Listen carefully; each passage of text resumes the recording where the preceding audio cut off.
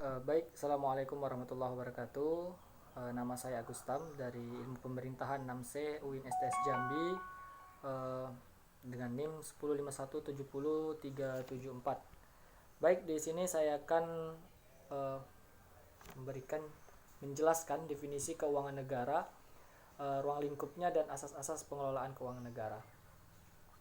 Baik, jadi definisi keuangan negara adalah semua hak dan kewajiban negara yang dapat dinilai dengan uang, serta segala sesuatu baik berupa uang maupun berupa barang yang dapat dijadikan milik negara berhubung dengan pelaksanaan hak dan kewajiban tersebut.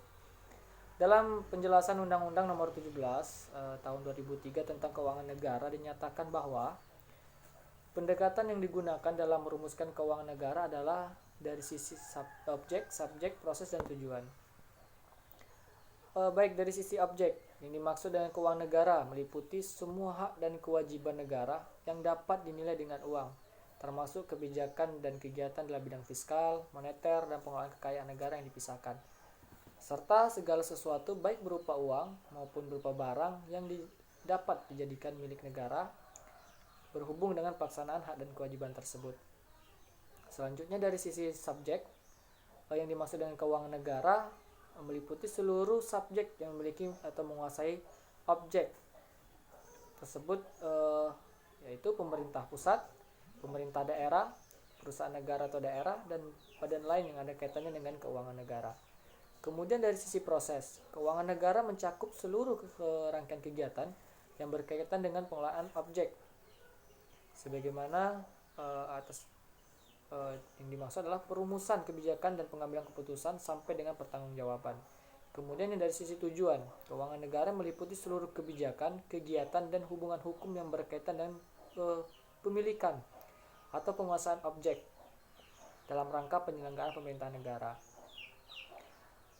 Berdasarkan pengertian keuangan negara dengan pendekatan objek, terlihat bahwa hak dan kewajiban negara yang dapat dinilai dengan uang diperluas cakupannya, yaitu termasuk kebijakan dan kegiatan dalam bidang fiskal, moneter, dan pengelolaan kekayaan negara yang dipisahkan. Kemudian di sini saya akan menjelaskan tentang ruang lingkup keuangan negara.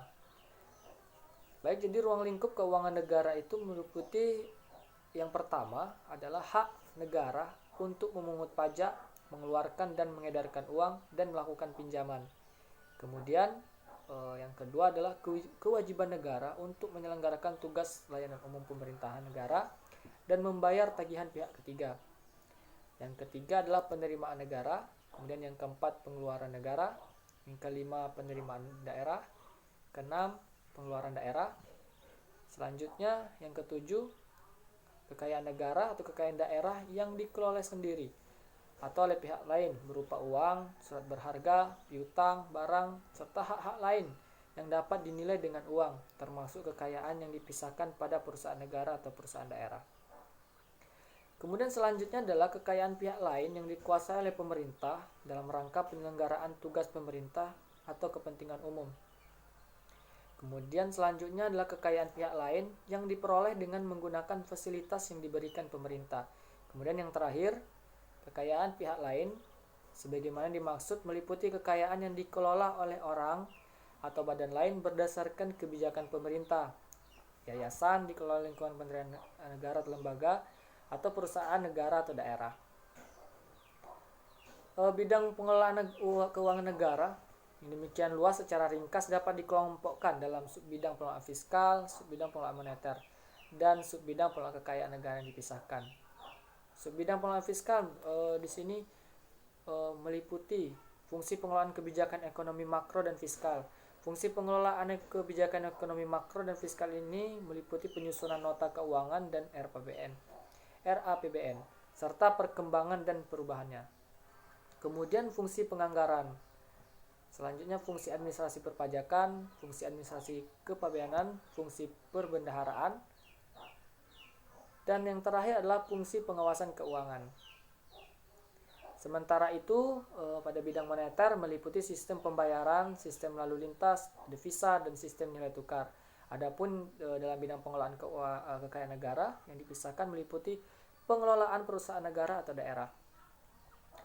Selanjutnya saya akan menjelaskan mengenai asas-asas pengelolaan keuangan negara. Jadi dalam rangka mendukung terwujudnya good governance dalam penyelenggaraan negara, pengelolaan keuangan negara perlu diselenggarakan secara profesional, terbuka, dan bertanggung jawab sesuai dengan aturan pokok yang telah ditetapkan dalam Undang-Undang Dasar 1945.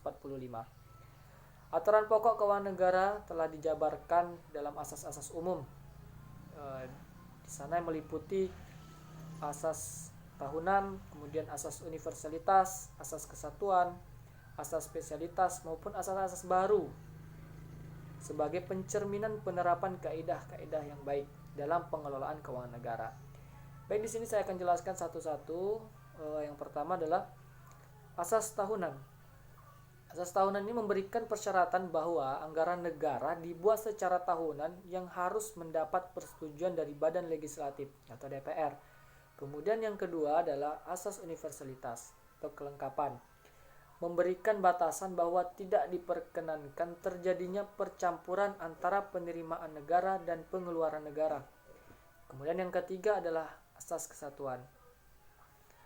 Asas kesatuan mempertahankan hak budget dari Dewan secara lengkap, berarti semua pengeluaran harus tercantum dalam anggaran. Oleh karena itu, anggaran merupakan anggaran bruto, di mana yang dibukukan dalam anggaran adalah jumlah brutonya. Kemudian selanjutnya adalah asas spesialitas, mensyaratkan bahwa jenis pengeluaran dimuat dalam mata anggaran tertentu atau tersendiri dan diselenggarakan secara konsisten, baik secara kualitatif maupun kuantitatif. Secara kuantitatif artinya jumlah yang telah ditetapkan dalam mata anggaran tertentu merupakan batas tertinggi dan tidak boleh dilampaui. Secara kualitatif berarti penggunaan anggaran hanya dibenarkan untuk mata anggaran yang telah ditentukan. Kemudian asas berikutnya adalah asas akuntabilitas. Yaitu asas akuntabilitas berorientasi pada hasil, mengandung makna bahwa setiap pengguna anggaran wajib menjawab dan menerangkan kinerja organisasi atas keberhasilan atau kegagalan suatu program yang menjadi tanggung jawabnya. Kemudian berikutnya adalah asas profesionalitas, mengharuskan pengelolaan keuangan negara ditangani oleh tenaga yang profesional.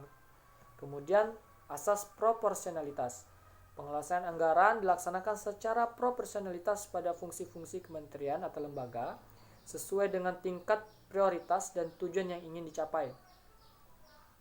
Kemudian berikutnya adalah asas keterbukaan.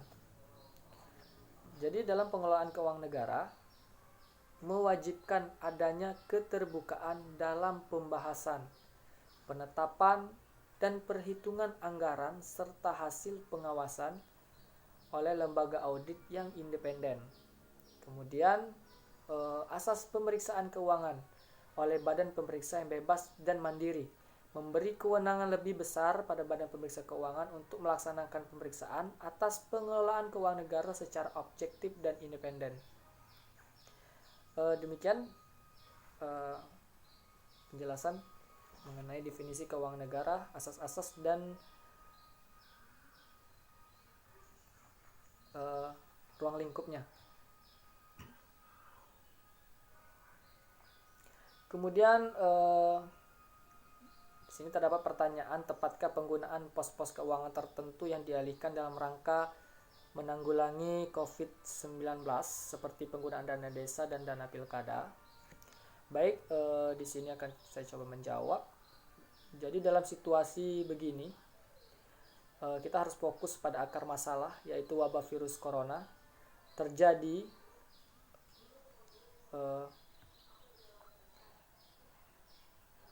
Jadi segala daya diarahkan untuk menghentikan penyebaran virus corona. Kalau virus corona itu bisa dihentikan, maka sebagai persoalan ekonomi akan berhenti dengan sendirinya. Sebab ekonomi dan persoalan sosial lain tidak akan tertolong selama virus corona tidak dapat dihentikan. Karena para ahli statistik kesehatan memperkirakan angka terinfeksi corona akan mencapai 70.000 orang, bahkan mungkin lebih. Kala itu terjadi, apakah jumlah rumah sakit, fasilitas kesehatan, jumlah tenaga medis nanti cukup merespon itu? Banyak yang meragukan, harusnya fokus pada prioritas tinggi pada sarana fasilitas penyakit corona. Jadi saya rasa apa yang diambil oleh pemerintah saat ini adalah penggunaan dana desa atau dana dana lain dalam menanggulangi COVID-19 atau virus corona ini, saya rasa sudah tepat, mengingat kondisi yang memang sangat tidak kondusif saat ini seperti itu. Saya rasa cukup jawaban dari saya. Demikian, terima kasih atas segala perhatian. Assalamualaikum warahmatullahi wabarakatuh.